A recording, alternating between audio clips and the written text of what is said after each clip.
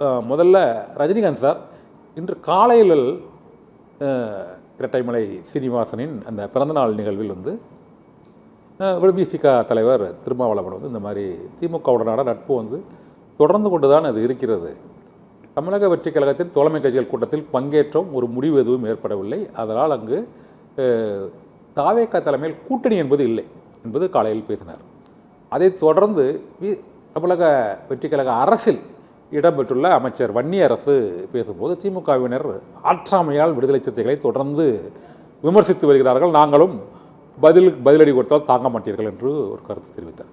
அதற்கு பின்னர் எஸ் பாலாஜி இன்று ஒரு விளக்கம் கொடுத்திருக்கிறார். அதில் திமுக கூட்டணியிலிருந்து விலகிவிட்டதாக அந்த கட்சியின் பனையூர் பாபுவை அந்த கட்சியில் திமுகவில் இணைத்ததன் மூலமாக எங்கள் கூட்டணி வந்து விலகிவிட்டது. அதைத்தான் அவர் பாஸ்ட் டென்ஸில் சொன்னார். அதை பிரசன்ட் டென்ஸில் இப்பொழுதுல ஊடகங்கள் புரிந்து கொண்டார்கள் என்று கூறினார். இப்போ விசிக திமுக கூட்டணியில் இருக்குதா தவக கூட்டணியில் இருக்குதா? நீங்கள் சொல்லிருங்க, நேராக சொல்லிருங்க. விசிக திமுக கூட்டணியிலேருந்து வெளியேறிவிட்டது. அது வந்து தெளிவாக அறிவிப்பு வந்து வந்துருச்சு. காலையில் சொன்னது ஏற்கனவே நடந்ததை எங்கள் தலைவர் எக்ஸ்பிளைன் பண்ணார், விளக்கம் சொன்னார். ஏற்கனவே நடந்ததை விளக்கம் சொல்லுகிற போது அது பிரசன்டென்ஸில் புரிந்து கொள்ளப்பட்டது, நிகழ்காலத்தில் புரிந்து கொள்ளப்பட்டது. ஆனால் நேற்றைக்கு முதல் நாள் நடைபெற்ற விருதுகள் வழங்கும் விழாவில் ரொம்ப தெளிவாகவே எங்கள் தலைவர் பேசியிருந்தார். அதாவது என்னென்னா, திமுகவோடு நாங்கள் கொண்டிருந்த நட்பு என்பது உண்மையானது, ஆழமானது, எந்த விதமான களங்கமும் இல்லாதது. நான் நட்பு பாராட்டினால் அந்த நட்பு குறித்து அனைவருக்கும் தெரியும், அதில் எந்த விதமான மாசுமருவும் இருக்காது. அதே சமயத்தில் இந்த உறவை முறித்தவர்கள் விசிக அல்ல, இந்த உறவை முறித்தவர்கள் திமுக தான், திமுக தலைமை தான் இந்த உறவை முறித்தது. எந்த அடிப்படையில் முறித்தது? நாங்கள் வந்து அமைச்சரவையில் பங்கேற்றாலும் கூட வெளியிலிருந்து முதல்ல ஆதரவு கொடுத்தோம் அப்படின்னு சொல்லி நம்ம சொன்னோம். அப்புறம் வந்து ஒரு 10 நாள் கழிச்சு அமைச்சரவையில் பங்கேற்றாலும் கூட நாங்கள் வந்து திமுக கூட்டணியில் தான் தொடர்கிறோம் என்று எங்கள் தலைவர் அறிவிச்சிருந்தார். அப்படி இருக்கலாம். அது வந்து ஒரு அந்த பாலிடிக்ஸை புரிஞ்சிக்க வேண்டிய அவசியம் இருக்குது. அப்படியெல்லாம் இல்லாமல்லாம் இருக்க முடியாது. எப்படி நீங்கள் அமைச்சரவையில் பங்கேற்றுட்டு இந்த கூட்டணியில் இருக்க முடியும் அப்படின்னுங்கிற கேள்வியெல்லாம் எழுது. அது அல்ல. நீ கூட மாணிக்கத்தங்கர் அந்த கேள்வி எழுதியிருக்கிறாரு. நான் என்ன சொல்கிறேன், போயிட்டு இருக்கும்போது திரும்ப ரைட்டாக நடிக்கிறாங்க ஐயா அப்படிங்கிறாரு. நோ அப்படி கிடையாது. அவங்க புரிஞ்சுக்கிறதுல பிரச்சனை இருக்குது. அதாவது டாக்டர் அம்பேத்கர் காங்கிரஸ் கட்சியினுடைய அமைச்சரவையில் பங்கேற்றார், நேருவினுடைய அமைச்சரவையில் பங்கேற்று மக்கள் பணி ஆற்றினார். இந்திய அரசமைப்பு சட்டத்தை வந்து எழுதிய அவர் சட்ட மந்திரியாக அதில் பொறுப்பேற்றார். அதே சமயத்தில் தன்னுடைய கோரிக்கைகள், தன்னுடைய வந்து மிக முக்கியமான வந்து சட்டங்கள் நிறைவேற்ற மறுத்ததன் அடிப்படையில் அல்லது தன்னுடைய மிக முக்கியமான மக்கள் கோரிக்கையை மறுத்ததன் அடிப்படையில் அவர் 1951ஆம் ஆண்டு அந்த நேரு மந்திரி சபையிலிருந்து விலகினார். மந்திரி ஆயிட்டங்கிறதுனாலே அதோட ஒன்று கலந்து இணைந்து விடுவது என்று பொருள் அல்ல. மந்திரி என்பது ஒரு மக்கள் பணி ஆற்றுவதற்கு ஒரு பிரதிநிதித்துவத்தை வாய்ப்பு. அது அந்த வாய்ப்பை நாங்கள் விடுதலை சிறுத்தைகள் இன்றைக்கு பெற்றிருக்கிறோம். அதே சமயத்தில் நாங்கள் உடனடியாக அந்த கூட்டணிக்குள் அந்த கட்சியோடு இணைந்துதான் பயணிக்க வேண்டும், கூட்டணிக்குள் இணைந்துதான் பயணிக்க வேண்டும் அவசியம் இல்லை. அதை வந்து புரிஞ்சுக்கிற தேவை இருக்கிறது. இந்த மைக்ரோ பாலிடிக்ஸ், இந்த நுண்ணிய உங்க தரப்புல விசிக நிர்வாகிகள் தரப்புல தெளிவா இருக்கிறீங்க. ஆனா தொண்டர்கள்ட்ட எப்படி புரிய வைப்பீங்க? நீங்க இப்ப திமுக கூட்டணிக்கு ஆதரவாகவும் இருக்கீங்களா, எதிர்ப்பா இருக்கீங்களா? ஒருத்தர் எதிர்ப்பா பேசுறாரு, 10 நிமிஷத்துக்கு முன்னால தலைவர் பேசுறாரு, அதற்கு பிறகு அதே அமைச்சர் வந்து வேறு துணியில பேசுறாரு, அதற்கு பிறகு எஸ் பாலாஜி இன்னொரு விளக்கம் கொடுக்குறாரு. இந்த குழப்பத்தை தான் நான் கேட்குறேன் அப்படின்னு. அதாவது என்னன்னா, இந்த விளக்கமெல்லாம் எங்கள் தொண்டர்களுக்கு தான், எங்கள் தொண்டர்கள் தெளிவாக தான் இருக்கிறாங்க, ஒன்றும் பிரச்சனை இல்லை. அதே சமயத்தில் கொஞ்சம் குழப்பமாயிட்டு போல இருக்கலாம். அதாவது என்னன்னா, இதை திட்டமிட்டு ஒவ்வொரு வார்த்தையும் எடுத்து அதற்கு உள்நோக்கம் கற்பித்து இதில் ஏதாவது சிக்கலை ஏற்படுத்த முடியுமா என்று சில பேர் இருக்கிறார்கள் அல்லவா, அவர்களுக்கான விளக்கமும் கூட இது. அப்படி அல்ல அப்படின்னு சொல்லுவது. ஆகவே நாங்கள் வந்து என்னைக்கு எங்களுடைய கட்சியுடைய முன்னணி நிர்வாகியை ஒரு உறவோடு இருக்கும் பொழுதே வந்து எல்லா தலைவரும் சேர்ந்து வந்து தங்கள் கட்சியில் இணைத்து கொண்டார்களோ, அதில் முன்னாள் முதலமைச்சர் மாண்புமிகு மு க ஸ்டாலின் இருக்கிறார், கனிமொழி இருக்கிறார், ஏவா வேலு ஒரு வருத்தம் ஆதங்கம் இருக்குதுன்னு சொல்றாங்க. அந்த ஆதங்கம் அப்படின்னா என்னன்னா, அப்படின்னா என்ன அவங்க மெசேஜ் கொடுக்குறாங்க எங்களுக்குன்னா, உங்களை குறித்து எங்களுக்கு கவலை இல்லை, நாங்கள் உங்களுடைய உறவை வந்து நாங்கள் வந்து விரும்பலை, நாங்கள் வந்து உங்களுக்கு எதிரான செயல்பாடுகளை நாங்கள் மேற்கொண்டுட்டோம், நீ இனிமே வந்து உங்களுக்கு எனக்கு ஒட்டுமில்லை உறவுமில்லை என்பதுதான். இப்போ பனையூர் பாபுவை பொறுத்தவரை அவர் இப்போ வந்து சட்டமன்ற உறுப்பினர் இல்லை, அவரை வந்து இந்த தாவேக அரசில் இணைந்தது தொடர்பாக ஒரு விமர்சனத்தை அவர் பதிவிடுறார். அதை தொடர்ந்து ஒரு 10-20 நாள் கழித்து தான் வந்து பனையூர் பாபு திமுகவில் போய் இணைகிறார். இப்போ நீங்கள் முதல்ல பனையர் பாபா போய் திமுக தரப்புல இருந்து அவரை திமுகவில் இணைப்பதற்கான முயற்சிகளை மேற்கொண்டு இது போன்று செயல்களை திமுக ஈடுபட்டதுன்னு நினைக்கிறீங்களா? இல்லை பேச்சுவார்த்தைகள் நடந்து தொடர்ந்து தானே சார் இணைகிறாரு. அன்னைக்கு போய் இணையில இல்லை, அதுக்கான பேச்சுவார்த்தைகள் நடக்குதில்ல, சந்திப்புகள் நடக்குதில்ல. இல்லை அது யார் தரப்புல நடக்குது? இவர் தரப்புல தான் நடக்குது. இல்லை திமுக வந்து இல்லை அவசியம் இல்லை. அவருக்கு எம்எல்ஏவும் இல்லை, விசிகாவில் ஒரு நிர்வாகி, மூத்த நிர்வாகி. அவருக்கு அந்த தாவேக்காவோட அரசியல் பங்கேற்க போனதுக்கு அப்புறம் தான் அவர் தீவிரமாக பதிவு போடுறாரு. அதுக்குள்ள ஒன்றும் போடலையே. என்ன அவசியம் ஏற்பட்டது என்று நீங்கள் என்கிட்ட கேட்கக்கூடாது. என்ன அவசியம் ஏற்பட்டது என்று திமுக தலைவர்கள்ட்ட தான் கேட்கணும். அவர் வந்து எம்எல்ஏ இல்லை, வந்து இங்கே ஒரு நிர்வாகியாக இருக்கிறாரு. ஒரு இணக்கமான வந்து உறவு வந்து மெயின்டைன் ஆகிட்டு இருக்கு. அப்படி இருக்கும்பொழுது நீங்கள் ஏங்க அந்த கட்சியினுடைய ஒரு முன்னணி நிர்வாகியை இவ்வளவு முக்கியத்துவம் கொடுத்து சேர்த்தீங்க அப்படிங்கிற கேள்வியை அவங்கள்ட்ட தான் கேட்கணும். அப்போ அதை என்ன இண்டிகேட் பண்ணுறாங்கன்னா, there is no relationship between VCK and DMK. சூழ்நிலையில் தான் மதிமுகவிலும் ஏற்பட்டது.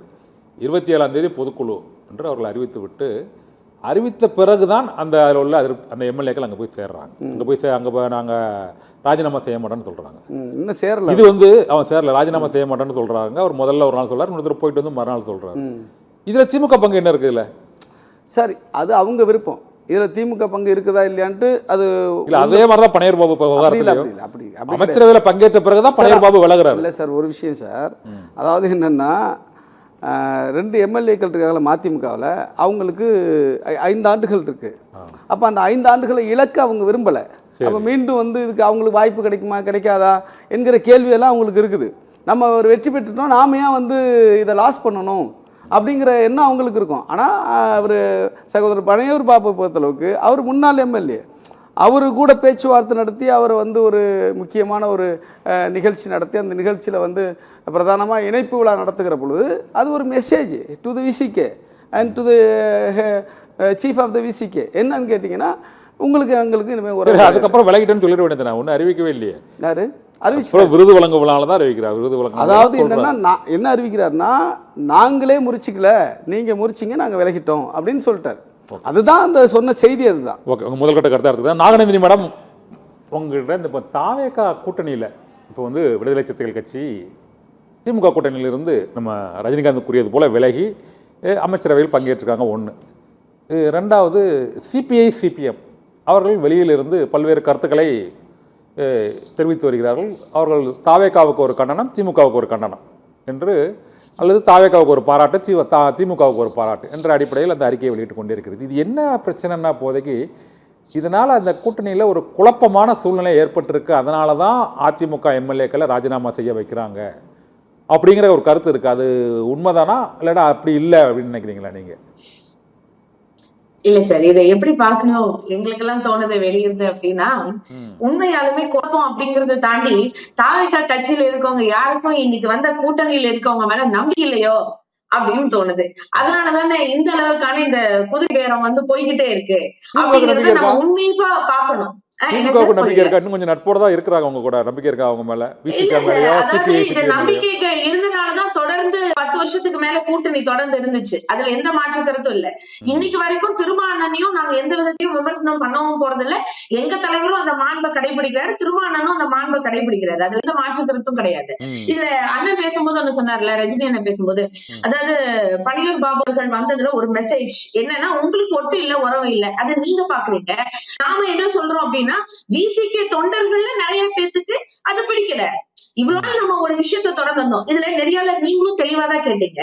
அதுல என்ன விஷயம் சொல்லப்பட்டுச்சுன்னா, அமைச்சர் பொறுப்பு ஏற்ற வரைக்கும் அவர் எந்த விஷயத்தையும் சொல்லல. அமைச்சர் பதவி நாங்க கூட்டணியில பங்கு அப்படின்னு சொல்லி நாங்க வரும்போது, அப்ப முழுமையா நீங்க தாவேகாவோட இணையல, அது எங்களுக்கு சில தொண்டர்களுக்கு பிடிக்கலங்கிறத நாங்க வெளிப்படுத்துறோம். அதாவது அந்த ஒரு விஷயத்தை தான் பிரகடனப்படுத்துற மாதிரி இருந்துச்சு. மத்தபடி விஷயத்த நாங்க கன்வே பண்ணல, திமுக கன்வே பண்ணல. அப்படின்னு பார்த்தா இதுக்கு முன்னாடியே நீங்களும் குறிப்பிட்டீங்க. ஆனா இன்னொரு விஷயம், மதிமுக ஆட்சி பொறுப்புல இருக்கும் போதே சிலர் வந்து கலந்துக்கிட்டாங்க. அப்ப கூட்டணி எந்த விதத்திலையும் உடையலையே. அதை விட அண்ணன் நாகவர்ஷன் அவர்கள் இன்னைக்கு அமைச்சரா இருக்கலாம், பிசிகேல இருந்து போகும்போது நீங்க 6 மாசம் அவரை தற்காலிகமா தானே தவிர்த்து வச்சீங்க. ஆனா அவர் போய் இன்னைக்கு தாவேக்கால இணைஞ்சு ஒரு பெரிய லெவல்ல வரலையா? அப்போ அப்படி இருக்கும்போது அப்ப இதை எப்படி அப்போ கூட்டணி உடைஞ்சிருச்சா இல்ல வேற ஏதாச்சும் ஆச்சா அப்படியெல்லாம் யோசிச்சு பார்க்கக்கூடிய மனநிலை இருக்குல்ல சார். இதுல எங்களுக்கு இன்னொரு விஷயம் என்ன அப்படின்னா, அதாவது திருமணம் ஒரு விஷயம் சொல்லிட்டே இருந்தார், எல்லாருமே கவனிச்சிருக்கோம். அதாவது பிரச்சாரத்துக்கு முன்னாடி வரைக்கும் அதிமுக, அதாவது அண்ணன் சொன்னார்ல, மக்கள் பணிக்காக நாங்க அமைச்சரவையில போய் சேர்ந்தோம், மக்கள்னா எல்லாரும் சேர்ந்துதானே நாங்க தமிழ்நாட்டுல. அப்ப எனக்கு இந்த கேள்வி வந்துச்சு. அதாவது என்னன்னா, திருமண பிரச்சாரத்து போதும் என்ன சொல்லிட்டு இருந்தாரு, இப்போ 26 செக்ஷன்லன்னா பிரச்சாரத்துக்கு முன்னாடி வரைக்கும் கூட அவர் சொன்ன விஷயம், அதிமுகவை பிஜேபி முழுசா முழுங்க பாக்குது, அதுல இருந்து நிறைய எம்எல்ஏக்களை எடுக்க பாக்குது, அதிமுகவை மொத்தமா அழிச்சிரும், எம்எல்ஏக்கள் இல்ல மொத்தமா அழிச்சிரும், நிறைய கட்சி வந்து மூழ்க வைக்க பாக்குது அப்படின்னு சொல்லிட்டே இருந்தாங்க. பிஜேபி அவ்வளவு குற்றச்சாட்டு அவரு இன்னைக்கு அமைச்சரவைக்குள்ள போனதுக்குனால இன்னைக்கு குதிரை பேர அரசியல் நடக்குது. கிட்டத்தட்ட 6 எம்எல்ஏக்கள் வந்து தாவேகா தானே பண்ணுது, பிஜேபி முன்னாடி என்ன பண்ணுச்சு சொல்லுச்சு, இப்ப அந்த தாவேகா பண்ணுதுல்ல.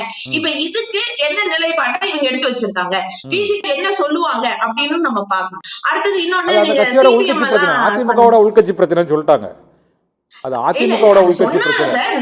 நாங்க கேக்குற கொஸ்டின் என்ன, இதுக்கு திருமாவளவன் என்ன சொல்லுவாரு, அதுக்கு அத கேட்கும் போது அவர்கிட்ட அந்த பதில் இல்ல, பிரஸ்ல எதுவுமே சொல்லாம போயிட்டாரு. அவர் கேட்டது என்ன, நீ அமைச்சரவையில இருக்கீங்க அப்படின்றனாலதான் இன்னைக்கு நாங்க கேட்டோம், அதனால அதை கடந்து போறோம் அப்படின்னு சொன்னாங்க.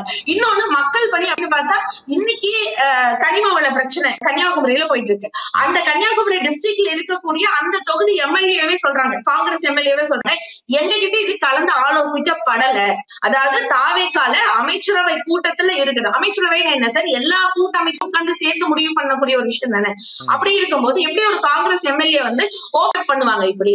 அப்போ இந்த நிலைப்பாடெல்லாம் என்ன ஆயிட்டு இருக்கு, எந்த ஒரு நிலையில இருக்கு அப்படின்னு சொல்லி பார்க்கணும். இன்னொன்னு, இவங்களோட இந்த சேலம் மாநாட்டு இப்போ நடந்துச்சுல நிகழ்ச்சி, அப்போ ஒரு தீர்மானம் போடுறாங்க, என்ன திருச்சி கிழக்குல திருமாவளவன் திரும்ப நிக்க போறாரு, துணை முதல்வர் போட்டியிடவில்லைன்னு சொன்னாரு. ஆனா துணை முதல்வரா நாங்க வந்து அவரை ஏற்போம் அப்படின்னு சொல்லும் போது, ஏன் அங்கேயும் சன்னனே தான் சொன்னாங்க, இதையும் துணை முதல்வரை எங்க தலைவரை நாங்க உட்கார வைப்போம் அப்படின்னு தீர்மானம் போட்டிருக்காங்க. அதுக்கு எந்த பதிலும் தாவேகா வர சொல்ல முடியாது, அது விசிகா தொண்டர்களோட நிர்வாகிகளோட விருப்பமாக இருக்கலாம். அதுதான் சார், தொண்டர்களோட அந்த நிலைப்பாடு இருக்கு.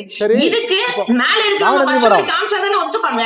அப்போ இந்த கூட்டணியில நான் எதுக்கு இதை சொல்ல வந்தேன்னா, இது கூட்டணிக்குள்ள ஒரு குழப்பத்தை ஏற்படுத்தலையா, இதுக்கு அங்கிருந்து இவங்களுக்கு பதில் கிடைச்சிருச்சா, அந்த பாயிண்ட் ஆஃப் வியூல தான் நான் கேட்கிறேன். இத வந்து அவங்களுக்குள்ள என்ன அப்படின்னு நான் கேட்கல, இந்த விஷயம். ரஜினிகாந்த் சார், இந்த கூட்டணியில அதனால ஒரு குழப்பமான சூழ்நிலை இருக்குதா இல்லையா? இருந்துட்டுதான் இருக்கு. ஆமா, முரண்கள், முன்ன பின்ன பேசக்கூடிய விஷயங்கள் இவங்களுக்குள்ளேயே ஒரு அண்டர்ஸ்டாண்டிங் இல்லாம போயிட்டு இருக்கா. அதனாலதான் ராஜினாமாங்கிறீங்க. உங்க முதல் கட்ட கருத்தை சொல்லுங்க சார் ரஜினிகாந்த். அதாவது சார், அவங்க வந்து சிஸ்டர் வந்து சொல்லும்போது சொன்னாங்க, குதிரை பேரம் நடக்குது, அது குறித்து கருத்து தெரிவிக்கல அப்படின்னாங்க. அது தவறான கருத்து. அதாவது என்னென்னா, அதிமுகவுடைய எம்எல்ஏக்கள் ரிசைன் பண்ணிட்டு போனாங்க இல்லையா, முதல்ல ஒரு 5 எம்எல்ஏ நினைக்கிறேன் இல்லையா, ஃபஸ்ட்டு ஒரு 5 தவறுன்னு கருத்து சொல்லியிருக்காரு. இருங்க, அது தவறுன்னு முதல்ல சொன்னது யாரு? திருமாவளவன் சொல்லியிருக்காரு. எங்கள் தலைவர் தான் சொன்னாரு, எங்கள் கட்சி தான் சொல்லிச்சு. இது போன்ற செயல்கள் வந்து ஏற்றுக்கொள்ள முடியாதது, விரும்பத்தகாதது. ஆனா மறுநாள் அது அதிமுகவின் உள்கட்சி பிரச்சனைன்னு சொன்னாங்க. அதாவது சொன்னாரு இல்ல சார், நேத்து கூட என்ன கருத்து, எங்க கருத்து அது என்னன்னா, அதிமுக உட்கட்சி பிரச்சனை, அதிமுக இப்ப பொதுச் செயலாளர் இது குறித்து வந்து உரிய கவனம் செலுத்தணுங்கிற அடிப்படையில் சொல்றாரு. நாங்க எங்க கட்சியினுடைய கருத்து என்ன சொல்றோம், அதை நாங்கள் ஏற்கலை. அதே சமயத்தில் குதிரை பேரம் நடக்கிறது என்று சொன்னால், அதற்கான ஆதாரங்கள் இருக்கிறது என்று சொன்னால், கவர்னர் உரிய நடவடிக்கை வந்து எடுக்கணும். என்ன கவர்னர் நடவடிக்கை எடுப்பார்?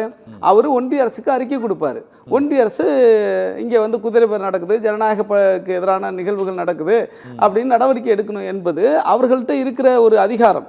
அந்த அதிகாரத்தை பயன்படுத்துவதில் எந்த தவறும் இல்லை. அதை அப்படி நடந்தால் பயன்படுத்த வேண்டும் என்று சொன்னது எங்கள் தலைவர். ஓகே, ஆனால் இப்போ குதிரை பேரம் நடைபெற்றதா இல்லையா என்பதை தவிர்த்து அதிமுக எம்எல்ஏக்கள் வெற்றி பெற்ற தொகுதியிலிருந்து ராஜினாமா செய்ததை விடுதலை சிறுத்தைகள் கட்சி ஏற்கனவே அது தவறுன்னு சொல்லியிருக்காரு. அதை ஒத்துக்கிறீங்களா? ஆமா. இப்போ அந்த தொகுதியில் இடைத்தேர்தல் நடக்க போகுது, விசிகாவோட நிலை என்னவா இருக்கும்? எங்களுடைய நிலை இனிமே தான் தவறான நிலையில தான் அந்த தேர்தல் நடக்க போகுது. அதாவது இது வந்து தவிர்க்கப்பட வேண்டும், அது வந்து ஏற்கத்தக்கதல்லன்னு நாங்கள் சொல்லியிருக்கோம். இப்போ அது குறித்து என்ன நிலைப்பாடுங்கிறது இன்னும் உயர்நிலை கூட்டத்தில் நாங்கள் முடிவு பண்ணுவோம். ரெண்டாவது, கூட்டணியில் வந்து ஜாயின் பண்ணுறது குறித்து இன்னும் ஒரு முழுமை வரல.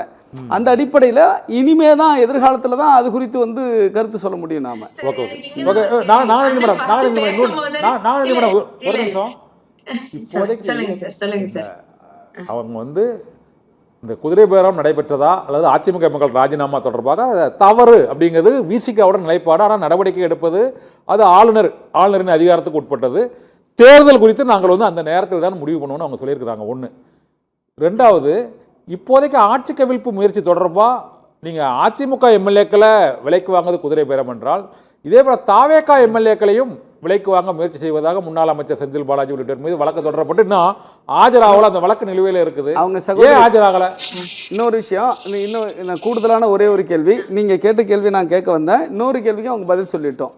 இப்போ இது வந்து ஏற்றுக்கொள்ள முடியாதது என்று சொன்னால், திமுக அதிமுக பாஜகவுடைய ஒத்துழைப்போடு ஆட்சி அமைப்பதற்கு முயற்சி செய்தது எந்த வகையில் ஜனநாயகம்? ஒரு பெரும்பான்மை வந்து சொல்லுங்க, ரெண்டு கேள்வி சொல்லுங்க. இந்த ஒரு விஷயம் நீங்க ஃபர்ஸ்ட் நீங்க கேட்டு செந்தில் பாலாஜி சார் வந்து ஏன் ஆஜராகல அப்படின்னு சொன்னீங்க. அந்த விஷயம் இப்போ அப்படி வந்து பார்த்தா இன்னைக்கு மரிய வில்சன் சார் வந்து நேத்தே வந்து புதுச்சேரியில ஆஜராயிருக்கணும். இன்னைக்கு அமைச்சராவே அவர் இருக்கிறார், நிலையிலதான் இருக்காரு. அப்படி கணக்கு நான் சொல்ல வரல. இது எந்த முகாந்தரத்துல இவங்க மேல இந்த கேஸ் சொல்லப்பட்டுச்சு அதுக்கு அப்படின்னு பார்த்தா, இன்னைக்கு நாங்களும் தான் இந்த கருணாநிதி அவர்கள் மாவட்ட செயலாளர் அவர்கள் அவரும் தான் குற்றச்சாட்டு வச்சிருக்கிறார். இந்த மாதிரி எங்களையும் தான் தாவேக்கால இருந்து கூப்பிட்டுருக்காங்க. அப்ப அதுக்கெல்லாம் எந்த நடவடிக்கையும் எடுக்காம இருக்கக்கூடிய ஒரு சூழலா இருக்கு. இன்னொன்னு, கரூர் விவகாரத்தை ரொம்ப தெளிவா எடுத்து பார்க்கணும். இப்ப முதல்வர் கரூருக்கு வராரு அப்படிங்கிற ஒரே ஆஸ்பெக்ட்ல மட்டும்தான் அண்ணன் செந்தில் பாலாஜி மேல இவ்வளவு கார்னர் பண்றாங்களா? அவருக்கு வந்து அங்க ஒரு வேல்யூவேஷனை காமிக்கணும். அதுவும் இல்லாம இன்னொன்னு விஷயம் நம்ம பார்க்கணும் சார், இதுல நிறைய அரசியல் இருக்கு. காலையில எம்ஆர் விஜயபாஸ்கர் அவர்கள் ராஜினாமா பண்றாங்க, சாயந்தரம் செந்தில் பாலாஜி அவர்களை இந்த கேஸ்ல சேர்க்கிறாங்க. அப்ப இந்த மாதிரியான முரண்பாடுகள்லாம் இருக்கும்போது இதை விட ரொம்ப முக்கியமான விஷயம், என்ன முகாந்தரத்துல அந்த கேஸ் போடப்பட்டுச்சு, அது எங்க தரப்பு அதுக்காக வாதாட பண்ணிட்டு தானே இருக்கு. சோ இந்த மாதிரி ஆஸ்பெக்ட்ஸ்ல நம்ம பார்த்துட்டு இருக்கோம்.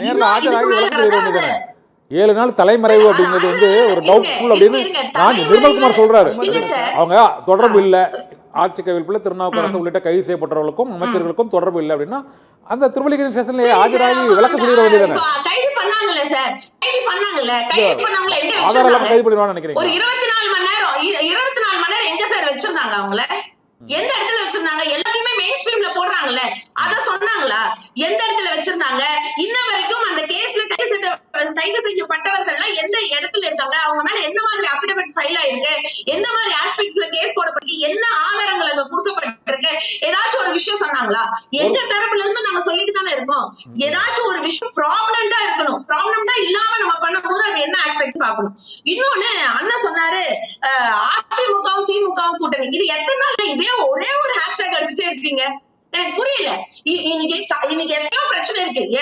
ஆரம்பிக்கும் போதே சொன்னாரு நாங்க மக்கள் பிரச்சனைக்காக அப்படியெல்லாம் கொந்தளிப்போம், அப்படியெல்லாம் பேசுவோம் அப்படின்னு. இன்னைக்கு மக்கள் பிரச்சனை நிறைய இருக்கு.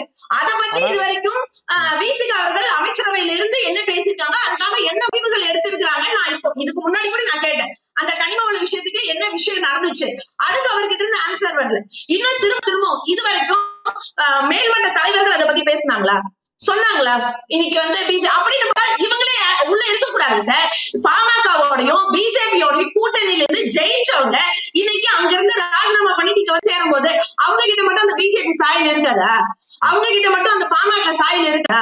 அப்புறம் எப்படி அந்த ஆட்கள் மட்டும் எடுத்துக்கிறாங்க சார்? அப்ப வாஷிங் மிஷின் ஒத்துக்கிறாங்களா சார்? அப்ப டையிங் மிஷின் ஒத்துக்கிறாங்களா? எல்லா கடைகளும் போயிடுமா? தாவேக்கா அந்த அளவுக்கு செலவு மிஷினா மாறிடுச்சா? இல்ல யோசிச்சு பாருங்க. அந்த இடத்துல மேடையில நின்னு கரூர் சம்பவத்துக்காக இதே திருமாவளவன் அண்ணா வந்து அன்னைக்கு கரூர்ல சம்பவம் நடந்த 2025 செப்டம்பர் மாசம் அந்த சம்பவம் நடந்த போது என்னென்னலாம் பேசினார். இன்னைக்கு ஆதவன் அதே மேடையில நின்று கரூர்ல அந்த பிரச்சனை நடக்க காரணமா இருந்தது தமிழ்நாடு போலீஸும் திரு மு க ஸ்டாலின் அவர்களும் தான் சொல்லியிருக்கிறார். அதை இப்ப என்ன நிலைப்பாட்டுல எடுத்து என்ன கருத்து இவங்க தெரிவிச்சிருக்காங்க? அன்னைக்கு கூட்டணியில் தானே இருந்தீங்க, அன்னைக்கு சொன்னீங்கல்ல நீங்க விஜய் அவர்கள் மேல தப்பு இருக்கு, அவங்க எப்படி அப்படியே திரும்பி போலாம் நீங்க எல்லாம் பேசுறாங்க. இதே விசிகா தலைவர்கள் பேசினவங்க தானே. அப்ப இன்னைக்கு என்ன நிலைப்பாடு எடுத்திருக்காங்க? அப்ப அமைச்சரா இருந்துட்டு அவர் இத்தனைக்கும் அவர் மேல ஃபைல் இருக்கு சார், கேஸ். அவரே வந்து ஒரு அக்யூஸ்ட் தான் அதுல. அமைச்சர் ஆதவர்ஜன் அவர்கள் அந்த இடத்துல நின்று பேசுறாங்க. அப்ப அதுக்கு என்ன பதில் சொன்னாங்க? விசிகா சார்ந்து இருக்கிறவங்க என்ன பதில் சொன்னாங்க? அவங்கள பத்தி நம்ம பேசணுமா வேணாமா? இல்ல மேடம், இது வந்து ஒரு வழக்கு. அது கரூர்ல இந்த நெரிசல் வழக்கு சிபிஐ விசாரணையில் இருக்கு. இன்னைக்கு கூட வந்து சுப்ரீம் கோர்ட்ல அது வந்து அஜய் ரஸ்தோகி தலைமையில் நீங்க முறையிடுங்க, அதை வந்து எங்கிட்ட நேரடியாக இந்த வழக்கில் வந்து முதலமைச்சர் மீதோ அல்லது அமைச்சர்கள் மீதோ நேரடியாக குற்றம் சாட்டுவதை நாங்கள் ஏற்கனவே அந்த மனு தள்ளுபடி பண்ணிட்டாங்க, நல்லா அதை விட்டுரும். இப்போ அது தொடர்பாக விசிக கருத்து சொல்லணும்னு சொல்றதுல என்ன இல்ல அவங்க இல்ல அது சிபிஐ விசாரணை இருக்கு, இவங்க கருத்து சொல்லணும்னு நான் நினைக்கிறேன். ஒரு விஷயம் சொல்றதுக்காக ஏன்னா நிறைய சோஷியல் மீடியால இது போயிட்டே இருக்குல்ல சார். அவங்க சகோதரி வந்து கனிம வளம் பிரச்சனை குறித்து விசிக நிலைப்பாடு என்னன்னு 100% எந்த அரசு தவறு செய்தாலும் அதை வந்து சுட்டி காட்டுவதும் அதற்காக எதிராக போராடுவதும் விடுதலை சிறுத்தைகளுடைய பண்பு. இது வந்து திமுக அரசு இருக்கும் பொழுதும் ஒரு நிமிஷம் நீங்க பேசுறீங்க,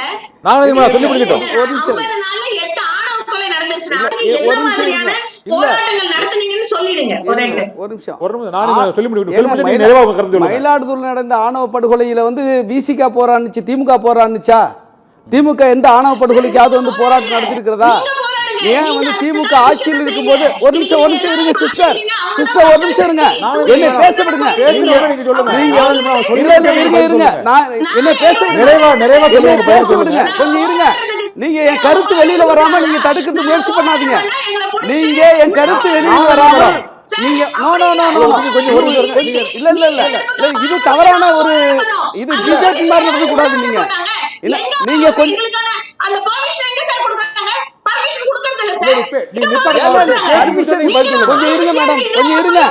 கொஞ்சம் வெளியில வரக்கூடாதுன்னு நினைக்காதீங்க. சகோதரிக்கு நான் சொல்லிக்கிறது என்னன்னா, நான் என்ன கேக்குறேன், ஆணவ படுகொலைக்கு எதிராக சட்டம் வந்து போன ஆட்சியில ஏற்றி இருக்கணும். அதுக்கு ஒரு இருங்க சார், கண் துடைப்ப ஒரு ஆணையம் போட்டாங்க. எத்தனை ஆணவ படுகொலை நடந்தது, என்ன நடவடிக்கை எடுத்தது திமுக இன்றைக்கு என்ன போராட்டம் பண்ணியது? அந்த போராட்டம் பர்மிஷன் கொடுக்கல, களத்தில் விடுதலை சிறுத்தைகள் நின்றார்கள், கம்யூனிஸ்டுகள் நின்றார்கள், திமுக இல்லை. அதை புரிஞ்சுக்கணும். அதே சமயத்தில் நாங்கள் இன்றைக்கு கூட்டணியில் ஆட்சியில் பங்கு வகித்தாலும் கூட எங்க அமைச்சர் வன்னியரசு அவர்களே ஆணவ படுகொலைக்கு எதிரான சட்டத்தை இந்த அரசு கொண்டு வர வேண்டும் வலியுறுத்தி கொண்டிருக்கிறார். அவர் தான் கொண்டு வரணும், அவர் வலியுறுத்த முடியாது, கொண்டு வரணும் அமைச்சர் அவர் தானே. கரெக்ட். ஆனாலும் வந்து முதலமைச்சருக்கு அந்த வலியுறுத்தல் வந்து வெளிப்படையா இருக்கிறது. இந்த விஷயம் அதுதான் நான் சொல்றது, இந்த நுணுக்கத்தை தான். அதே சமயத்தில் கனிம வளமாக இருக்கலாம் அல்லது என்னவாக இருக்கலாம், அனைத்திலும் விசிக வந்து தன்னுடைய கருத்து நிலைப்பாட்டிலிருந்து எந்த விதத்திலும் விலகாது. திமுக மாதிரி நாங்க வந்து மக்கள் பிரச்சனையை கண்டு காணாமல் இருக்க போவதில்லை. நீங்க திமுக இருக்கும்போது நீங்க ஏன் ஆணவ படுகொலைக்கு எதிராக சட்டம் கொண்டு வரல? நீங்க என்ன பண்ணிட்டு இருக்கீங்க? ஏன் கண்கொடை ஒரு ஆணவத்தை நீங்க போட்டீங்க? வேங்கவயலுக்கு உங்களுடைய நிலைப்பாடு என்ன? வேங்கவயல்ல பாதிக்கப்பட்டவனே வந்து குற்றவாளி என்று சொன்ன அரசு தான் திமுக அரசு. நீங்கள் வந்து வேங்கவயல் செய்த துரோகம் நீங்க அனுபவிச்சிருக்கீங்க. ஞாபகம் வச்சுங்க. நீங்க அனுபவிச்சிருக்கீங்க. சார் அன்னைக்கே பேசிருக்கேன் தானே, இன்னைக்கு வந்து ஆணையம் அமைச்சது இந்த மக்களுக்காக தனியா ஒரு சட்ட இயற்றப்படணும்னு சொல்லி சட்டப்பேரவையில் அதுக்கான தீர்மானங்கள் நிறைவேற்றப்பட வேண்டியதானே. நாங்க கேட்டுக்கிட்டா இருக்கோம், உங்க ஆட்சியில கூட கேட்டாங்க, நீங்க செய்யலையே. சட்டம் இயற்ற வேண்டிய இடத்தில் இந்த திமுக அரசு செய்யவில்லை. பாதிக்கப்பட்டவனை குற்றவாளி என்று சொன்னது திமுக அரசு. ஸ்ரீமதி வழக்கு அவங்க என்ன பேச நீங்க வந்து பேச திருப்பி பேசுனீங்கன்னா எப்படி வந்து கருத்து வெளியில வரும்? சொல்லுங்க, சுருக்கமா பொறுமையா சொல்லுங்க. அவங்க சொன்ன குற்றச்சாட்டுக்கு பதில் சொல்லுங்க. விசிகா இருங்க இல்ல சார், களத்துல விசிகா இருந்துச்சு, கம்யூனிஸ்ட் இருந்துச்சு, திமுக வரலன்னா அப்படியே கடந்தெல்லாம் போயிட முடியாது. இன்ன வரைக்கும் கண்டனங்கள் தெரிவிச்சுட்டு நாங்க போராடிட்டு தான் இருந்துட்டு இருக்கோம். இல்ல மேடம், எங்க கண்டனத்தை காட்டுங்க பார்க்கலாம். எங்க இல்லவே இல்ல என்ன கண்டனம்? ஒரு கண்டனம்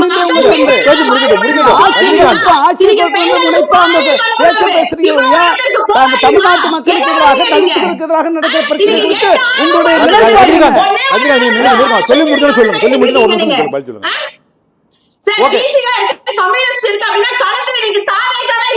ஒரு அரசு இன்னைக்கு எந்த விதமான விஷயத்தையும் நடத்துறது இல்ல, யாருக்கு ஒரு நல்ல விஷயத்தை செய்யறது இல்ல. அதை பத்தி ஏதாச்சும் பேசுறதுக்கு முடியுமா? இன்னைக்கு விவசாய ஓகே, நாங்க விவசாயிகள் போராட்டம் உங்க ஆட்சி நடக்கவே இல்லையா? இல்ல, நாங்க ஆட்சி நடக்கவே இல்லையா? என்ன சார் கேக்குறேன் நானு. புரியல. நாங்க விவசாயிகள் போராட்டத்தை நாங்க ஆதரிக்க தான் செய்யறோம். உங்க ஆட்சி நடக்கும் போது நாங்க விவசாயிகள் பக்கம் தான் நின்னோம். தூய்மை பணியாளர்கள் இருக்கும்போது தூய்மை பணியாளர்கள் பக்கம் தான் நின்னோம். ஏன்னா அரசு ஊழியர்கள் போராடும் போது அரசு ஊழியர்கள் பக்கம் தான் நின்னோம். போராட்ட களத்தில் போராடுகிற மக்களோடு அவர்களுடைய கோரிக்கையாக நாங்கள் நின்று கொண்டிருக்கிறோம். சொல்லுங்க சார், பிசிகா என்ன பண்ணுச்சு? இன்னைக்கு தூய்மை பணியாளர்கள் பிரைவேடைசேஷன் தான பண்ண போறாங்கன்னு சொல்றாங்க. தூய்மை பணியாளர்களுக்கு துரோகம் இழுத்தது திமுக, ஞாபகம் வச்சுங்க. அதை பிரைவேடைசேஷன் பண்ணது திமுக. இன்னைக்கு தாவேக்காக வந்து அதை நிராகரிச்சிருக்கிறது. பிரைவேடைசேஷன் அறிவிச்சு அது பின்வாங்கி இருக்கிறது. அதற்கு காரணம் பிசிகா, கம்யூனிஸ்டுகள், ஞாபகம் வச்சுங்க. உங்க ஆட்சியில எவ்வளவு அநியாயம் அட்டூழியம் இந்த மக்களுக்கு நடந்தது. ரெண்டு பேரும் சொன்னீங்கன்னா புரியாது. யாராவது ஒருத்தர் சொல்லுங்க, ஒரு பதில் சொல்லுங்க. அவங்க பேச விட மாட்டேங்கிறாங்க. இல்ல, அவங்க முடிஞ்ச நீங்க பேசுங்க சொல்றாங்க. அவங்கள அவங்க முடிச்சோட நீங்க பேசுங்க. நீங்க முடிச்சு நான் இதை முடிச்சிட்டீங்களா? இன்னைக்கு அதே தூய்மை பணியாளர்களை எடுக்க வச்சிருக்காங்க. அது விசிகா என்ன பதில் சொல்லுது? ஓகே, யாருக்கு எதிராக தொடங்கினாங்க? திமுகவுக்கு எதிராக தொடங்கினாங்க. நான் வெயிட் பண்ணுங்க, அவர் பதில் சொல்லுங்க. திமுக எதிராக தொடர்ந்தாலும் இன்னைக்கு திமுகவோட நிலைப்பாடு மாறி இருக்குல்ல. தூய்மை பணியாளர்களுக்கு எவ்வளவு விஷயம் நம்ம செஞ்சோம், செய்யாம எதுவும் போக கிடையாது. இன்னைக்கு வந்து என்ன செஞ்சீங்க சார், அதை சொல்லுங்க சார். மேடம் சொல்லிட்டீங்களா? நீங்க சுருக்கமா சொல்லுங்க, பதில் சொல்லுங்க. முடிஞ்சிருக்கா? இல்ல அவங்க வந்து என்ன பேசுனாங்கன்னு கேட்க பதில் மட்டும் சொல்லுங்க. எது பேசினாலும் அவங்க கூட பேசுறாங்க. இல்ல, அவங்க சொன்னது அவங்க தூய்மை பணியாளர் போராட்டத்தில் விசிகா பங்கேற்கவில்லை அப்படின்னு சொல்றாங்க. மற்றபடி இந்த ஆணவ படுகொலைகளுக்கெல்லாம் நாங்க வந்து முயற்சிகளை மேற்கொண்ட போராட்டம் நடத்தினாங்க. நீங்க அது இல்லைன்னா ஆதாரப்பூர்வமா சொல்லுங்க. விஷயம், தூய்மை பணியாளர்கள் போராட்டத்தில் நேரடியாக சென்று பங்கேற்ற எங்கள் தலைவர் டாக்டர் எழுச்சி தமிழர். தூய்மை பணியாளர்களுடைய கோரிக்கை அரசு திமுக அரசு கிட்ட வலியுறுத்தியது எங்க தலைவர். இன்னைக்கும் வந்து தூய்மை பணியாளர்களுக்கான அந்த பணியை வந்து பிரைவேட் தடுத்தது விசிகா. Okay, right. ஓகே, நாங்க சுருக்கமா சொல்லுங்க. இனிமேல் போகாது. நன்றி. நீங்க எல்லாமே கரெக்ட் ஆயிடுச்சு. அப்படியே சார்? ஓகே, நன்றி. ராவநந்தினி, இன்னைக்கு அவங்க கூட்டணியில இருக்கக்கூடிய குழப்பத்தை முதல்ல சரி பண்ண சொல்லுங்க சார். எங்க கூட்டம் எல்லாமும் சரியா இருக்கு. நீங்க ஆட்சியை கவிக்கணும், ஆட்சியை கவிக்கணுங்கிற உங்களுடைய நீங்க வந்து கவலையிட்டு இருக்கிறத நிறுத்துங்க. முதல்ல நீங்க வந்து 3 மாசத்துல ஆட்சி கவலும், 6 மாசத்துல ஆட்சி கவலும் என்று மக்கள் தேர்ந்தெடுத்த ஆட்சியை கவிழ்ப்பதற்கான சதியை நீங்க வந்து நிறுத்துங்க. முதல்ல சதியை நீங்க நிறுத்துங்க. Okay, madam. ஓகே, நன்றி. இந்த அரசியல் சதுரகம் வச்சு கலந்து கொண்டு எங்களோட பல்வேறு கருத்துக்களை பேசிக் கொண்ட இருவருக்கும் மிக்க நன்றி. மற்றொரு அரசியல் சதுரகம் மற்றொரு ஆளுமையோடு மற்றொரு பிரச்சனையோடு சந்திக்கலாம். மிக்க நன்றி.